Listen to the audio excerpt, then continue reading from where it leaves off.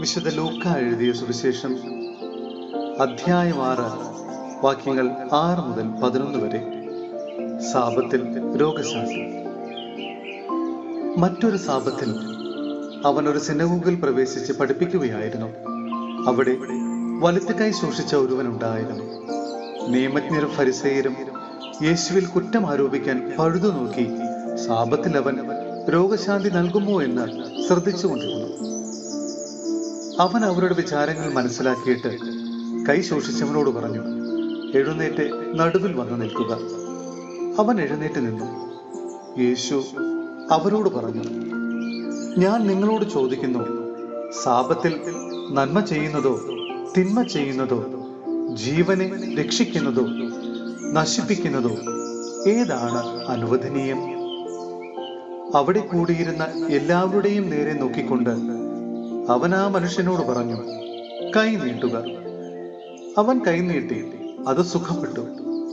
അവർ രോഷാകുലരായി യേശുവിനോട് എന്താണ് ചെയ്യേണ്ടതെന്ന് പരസ്പരം ആലോചിച്ചു.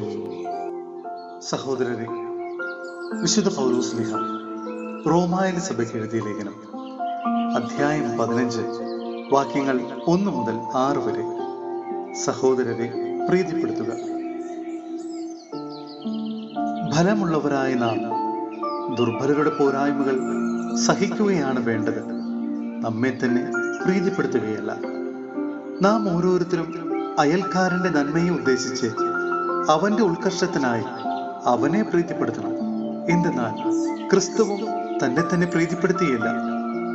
ഇങ്ങനെ എഴുതപ്പെട്ടിരിക്കുന്നു, അങ്ങയെ അധിക്ഷേപിച്ചവരുടെ അധിക്ഷേപങ്ങൾ എന്റെ മേൽ പതിച്ചു. മുമ്പ് എഴുതപ്പെട്ടവയെല്ലാം നമ്മുടെ പ്രബോധനത്തിന് വേണ്ടിയാണ്.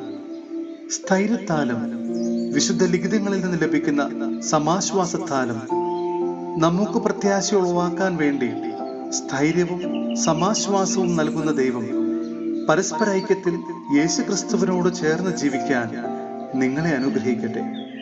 അങ്ങനെ നിങ്ങൾ ഒത്തൊരുമിച്ച് ഏക സ്വരത്തിൽ നമ്മുടെ കർത്താവായ യേശു ക്രിസ്തുവിന്റെ ദൈവവും പിതാവുമായവനെ മഹത്വപ്പെടുത്താനിടയാകട്ടെ.